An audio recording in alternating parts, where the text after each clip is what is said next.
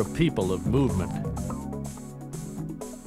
We always have been in some form or other, but never to the magnitude we experience today, thanks in part to the success and continued growth of the jet airliner industry. Around the world, there are about 15 million commercial jet airliner departures a year, or an average of 41,000 flights a day. That's a lot of flights, but there are a lot of us to move. Something like 1.8 billion of us flying annually. And of course, that number is growing steadily, along with the continued growth of jet airliner fleets around the world. And no matter where in the world we are from, or where we are going to, we all seem to travel with two common experiences: a lack of time and the need to travel with a certain amount of our stuff. Early airline travel on such models as the Boeing 707, 727, and even early 737s provided carry-on stowage of about 3 cubic feet. These appropriately named hat racks were limited to stowing emergency equipment and soft items, such as coats, hats, blankets, and pillows.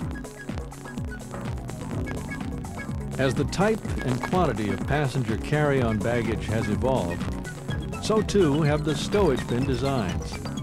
Who could have imagined that today we would be wheeling our stuff behind us as we board an airplane?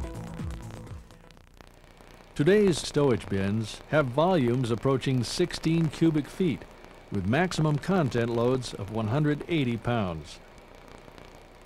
Since their inception, the design of the overhead stowage has never been developed as a replacement to the checking of our luggage. But wait! Who has the time to spend checking luggage or retrieving it after arrival? We're much too busy for that. I know I am.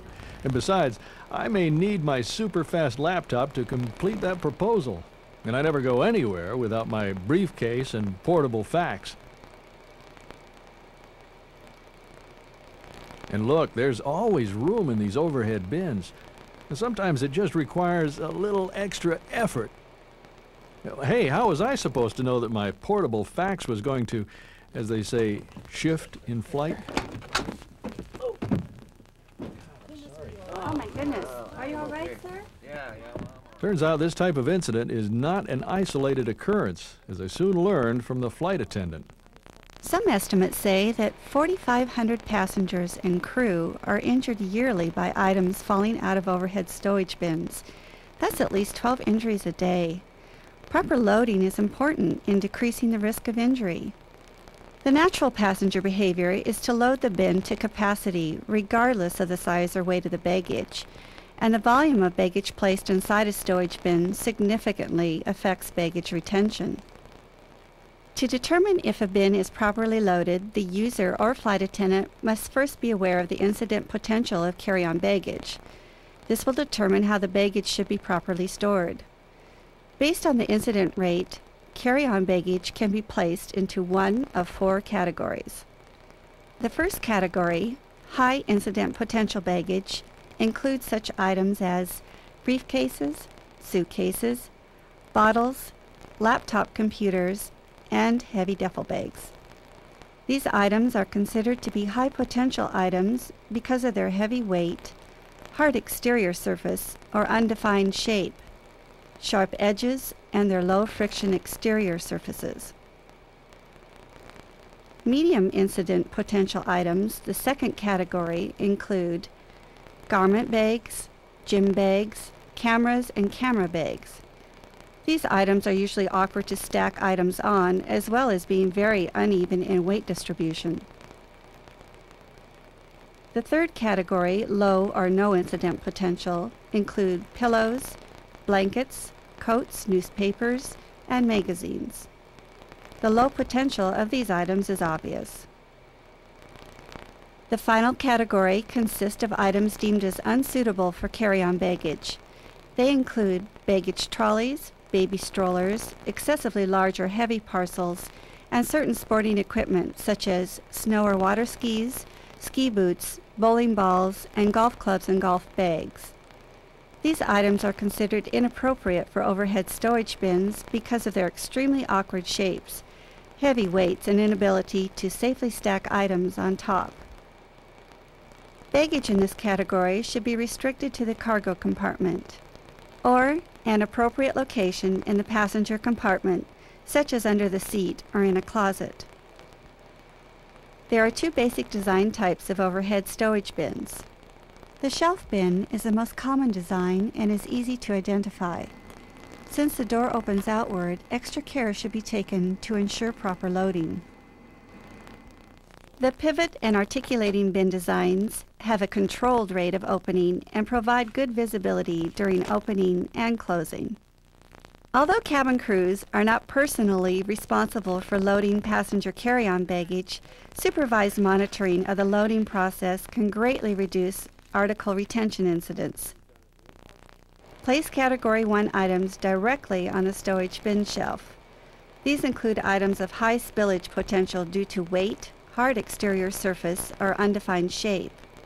Place Category 2 items, items which are unusually awkward to stack or uneven in weight distribution, on top of the Category 1 baggage. Lastly, store the Category 3 items. Articulating or pivot bins should be loaded similarly by placing Category 1 on the bottom of the bin, followed by the Category 2 and Category 3 type baggage.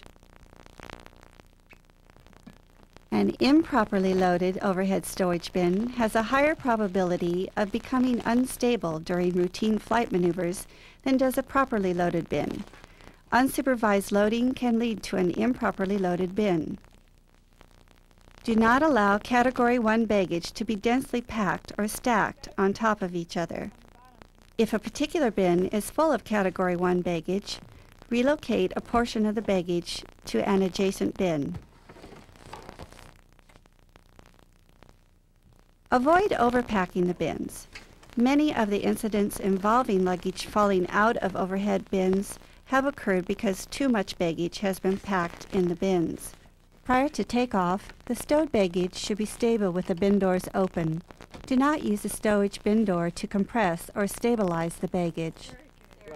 Well, that was more than I really wanted to know, but I can see where I've been contributing to the problem by what I bring on board and how I place it in the overhead bin.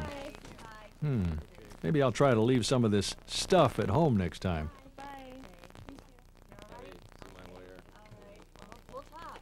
Air travel growth is driven primarily by economic growth, and the long-term economic outlook for the world is healthy. Worldwide air travel is projected to grow an average of 5% a year over the next 10 years. Today, stowage bin retention is an industry-wide issue, and consequently, many operators have developed detailed guidelines for passenger carry-on baggage.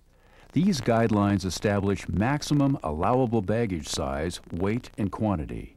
At the same time, airplane manufacturers are incorporating new design features to enhance article retention. These two steps are helping make airline travel safer, but it's the loading process which ultimately will reduce baggage retention-related problems. As flight crew personnel, visually checking and assisting passengers in finding proper baggage stowage can greatly reduce the possibility of article retention-related injuries. Now let's quickly review. The overhead stowage bin is loaded according to the category type. High potential items are placed directly on the shelf or the bottom of the pivot bins.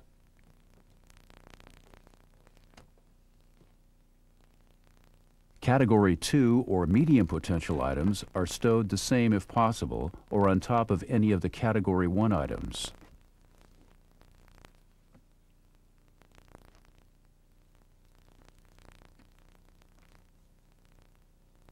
Complete the proper loading process by placing Category 3 items on top of the Category 1 and Category 2 items in the most stable locations.